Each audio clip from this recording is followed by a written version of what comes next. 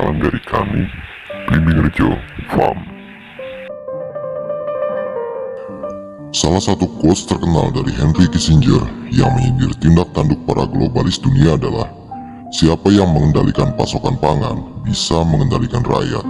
Siapa yang mengendalikan energi bisa mengendalikan satu benua. Dan siapa yang mengendalikan uang bisa mengendalikan dunia. Banyak orang berpikir bahwa yang mengendalikan food atau pangan adalah para petani. Tapi sayangnya, sama seperti energi dan uang, pangan juga dikendalikan oleh kelompok elit yang sama.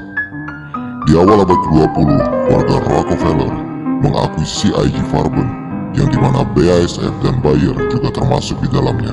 Sementara di benua Amerika, melalui tangan dingin JP Morgan, terbentuklah Monsanto dan United Fruit. Kedua kejadian itu telah berhasil merubah wajah dunia pertanian untuk selamanya.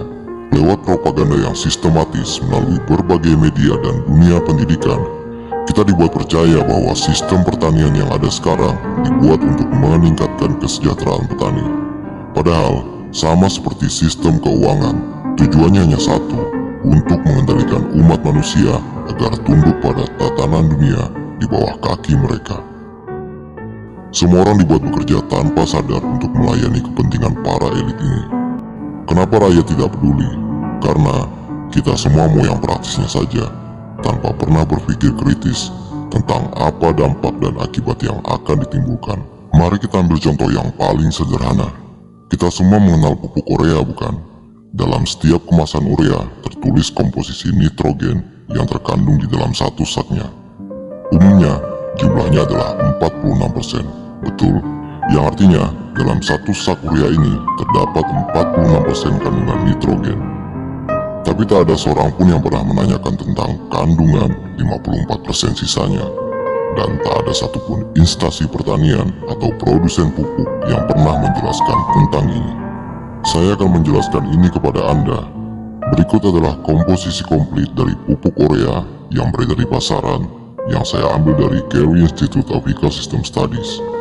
Kandungan nitrogen sebesar 46%. Kemudian, kandungan kadar air atau moisture sebesar 0,5%. Biuret sebesar 1%. Dan yang jarang kita ketahui karena memang tidak tertera di kemasan urea adalah kandungan racun amonia sebesar 52,5%. Nitrogen adalah senyawa bebas yang sulit terikat. Maka dari itu, dibutuhkan senyawa lain agar senyawa nitrogen ini bisa terikat dalam bentuk butiran-butiran seperti yang kita ketahui di pasaran. Maka dari itu, digunakan amonia sebagai bahan pengikat nitrogen. Amonia ini juga digunakan sebagai senjata kimia saat Perang Dunia Pertama. Jadi dalam prakteknya, sebenarnya saat mengaplikasikan pupuk urea itu sama saja dengan meracuni tanah perlahan-lahan, merusak ekosistem tanah tanpa kita sadari. Karena 52% kandungan amonia akan sepenuhnya diserap oleh tanah, sementara nitrogen hanya sekitar 5% yang terserap oleh tanaman. Sisanya habis menguap ke atmosfer saat moisture, biuret, tanah, dan kelembapan lingkungan terbuka bereaksi memisahkan antara kandungan nitrogen dan amonia. Amonia ini juga yang menyebabkan sensasi panas saat Anda memegang pupuk sintetis berbahan nitrogen, apapun mereknya dan berapapun kandungannya. Banyak orang berpikir bahwa mustahil menjalankan dunia pertanian tanpa bahan-bahan kimia berbahaya. Inilah kehebatan propaganda yang dilakukan oleh para elit lewat media dan sistem pendidikan. Sama seperti sistem keuangan, kita bekerja tanpa sadar untuk melayani para globalis dunia. Sejak Green Revolution masuk ke Indonesia 60 tahun yang lalu, tanah-tanah di Indonesia sudah mengalami degradasi kesuburan yang sangat parah. Sepandai apapun ditutupi, hal ini tetap merupakan fakta yang sulit untuk dibantah. Sekarang izinkan saya untuk menyampaikan sebuah konsep pertanian muslim yang mungkin bisa menjadi solusi dari berbagai masalah pertanian di Indonesia saat ini. Bahkan di masa sekarang, 80% lebih pertanian di Israel menggunakan konsep pertanian ini. Jika Yahudi saja mengakui dan berhasil menerapkan konsep pertanian ini dengan sangat baik, kenapa negara mayoritas muslim seperti Indonesia tidak mau mencoba menerapkannya juga? Metode pertanian ini berlandaskan pada kitab Al-Filaha karya Ibnu Al-Awam. Di Israel, kemudian mereka memperkenalkannya dengan istilah Natural Intelligence Farming. Cendekiawan Muslim bernama Abu Zakaria Yahya Ibnu Muhammad Ibnu Ahmad Al-Awam atau Ibnu Al-Awam hidup di abad ke-12 Masehi. Dia adalah orang yang berhasil menyelamatkan Andalusia atau Spanyol saat ini dari bencana kelaparan karena rusaknya tanah-tanah pertanian di sana saat itu. Dia kemudian bisa membangkitkan kembali dunia pertanian di Andalusia dari keterpurukan dengan izin dari Allah Subhanahu wa Ta'ala. Ibnu Al-Awam kemudian menulis sebuah kitab bernama Al-Filaha atau Buku Pertanian Muslim. Kitab ini memiliki total 34 bab dan 30 bab menjelaskan tentang pertanian, sedangkan 4 bab sisanya menjelaskan tentang peternakan. Kita fokuskan dulu pembahasan ini pada segmen pertaniannya. Perlu diingat bahwa apa yang saya sampaikan ini hanyalah rangkuman dari kitab Al-Filaha, khususnya 30 bab yang membahas tentang pertanian. Yang pertama adalah keyakinan akan Sang Pencipta, Allah Subhanahu wa Ta'ala, Tuhan Yang Maha Esa. Di abad ke-12 itu belum ada teknologi seperti mikroskop, tapi Ibnu Al-Awam tahu bahwa ada kehidupan penunjang pertumbuhan di dalam tanah. Dia tahu bahwa Sang Pencipta menciptakan semuanya dengan seimbang. Yang kedua adalah pemilihan lahan yang cocok untuk jenis tanaman. Untuk hal yang satu ini, saya rasa sudah sejalan dengan metode pertanian di masa sekarang.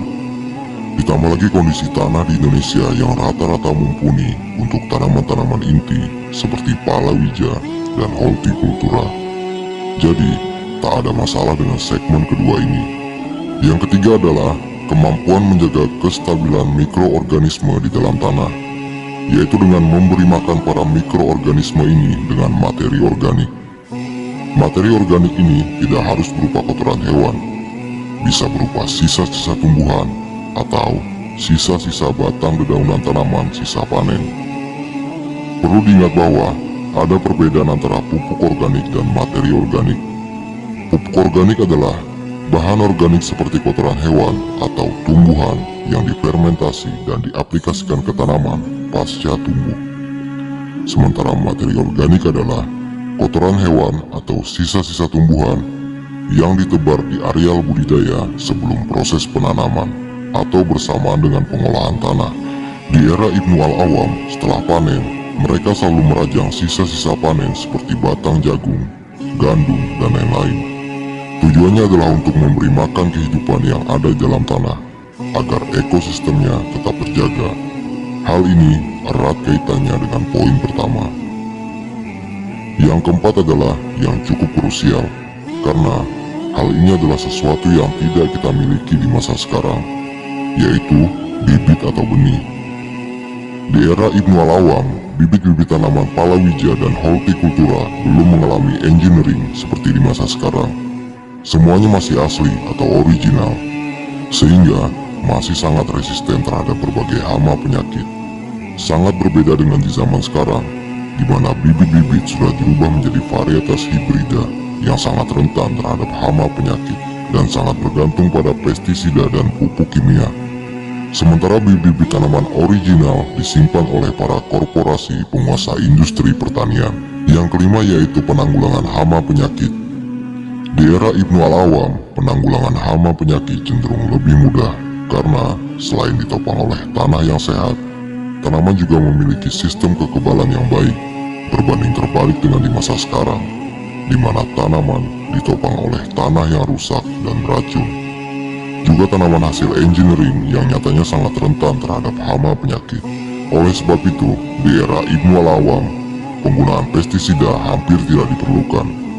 Kondisi lingkungan dalam hal ini serangga juga sangat stabil ekosistemnya, sehingga keberlangsungan rantai makanan antar serangga juga masih sangat terjaga. Di masa sekarang, penggunaan insektisida, terutama yang berbahan kimia, justru lebih banyak membunuh musuh alami dari hama tanaman dibandingkan dengan hama sasaran, sehingga tak heran jika ledakan populasi hama tanaman adalah peristiwa yang biasa terjadi. Di era modern ini, penggunaan pestisida, terutama dari golongan insektisida, sudah tidak terkendali lagi. Kenapa demikian? Karena bahan aktif dari insektisida ini justru menyebabkan resistensi terhadap hama-hama seperti worm, thrips, kutu apis, ulat gerayak, dan lain-lain. Karena memang seperti itu tujuan diciptakannya pestisida, tapi baru sedikit dari kita yang menyadarinya. Berikutnya yang keenam adalah rotasi tanam. Menurut sang penulis Ibnu Al-Awam, rotasi tanam sangatlah penting dalam rangka untuk menekan perkembangan hama penyakit. Hal ini sudah sejalan dengan konsep pertanian di masa kini, dan saya yakin kita semua sudah menyadari akan hal ini. Selanjutnya yang ketujuh adalah penyubur tanaman.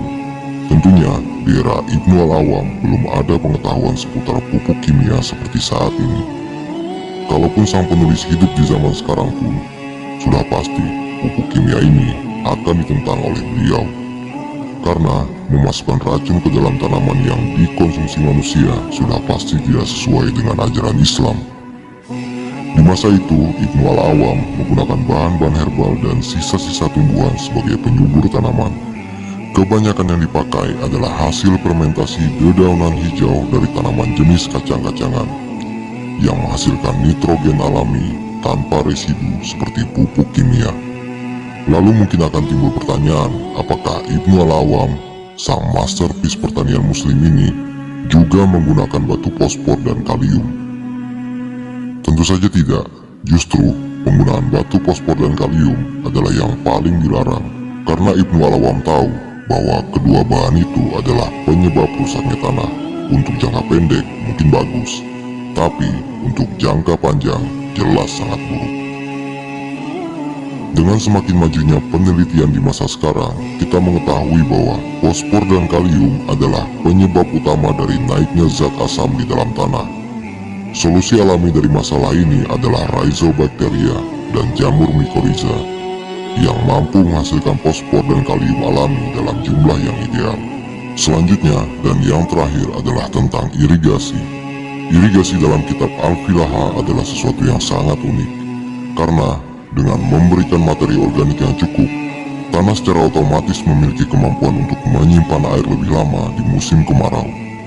Ditunjang dengan kemampuan akar tanaman yang mampu menyerap air dan nutrisi lebih jauh ke dalam tanah, sehingga penyiraman di musim kering pun bisa diminimalisir.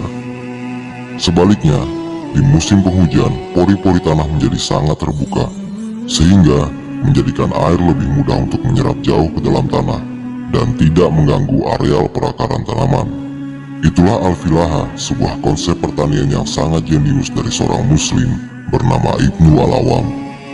Dengan konsep pertanian ini, Andalusia bukan hanya berhasil keluar dari keterpurukan, tapi juga sekaligus mampu melahirkan sejarah ekspor pangan pertama di Eropa, karena melimpahnya hasil pertanian Andalusia di masa itu.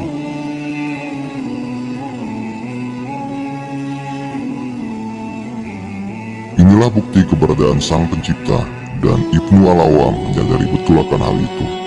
Tentu konsep pertanian ini akan terdengar aneh bagi mereka yang sudah terlanjur termakan dengan doktrin ateis. Dan saya juga tidak heran jika akhirnya banyak yang membuli video ini, karena memang sangat sulit meyakinkan lalat kalau bunga lebih indah dari sampah.